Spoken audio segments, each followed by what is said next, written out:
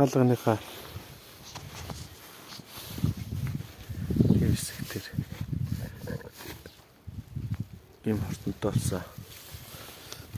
Энэ дээр хашааны хаалга савж ирж цохиод энэ өрүүч маань ингээд хугараад энэ хонхоолгоод хонхорхоо.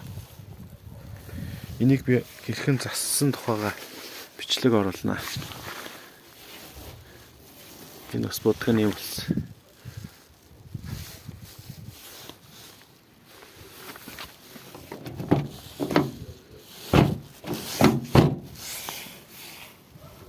Энэ ерөнхийдөө цаашлсан байгаа учраас ийм хэцээтэй.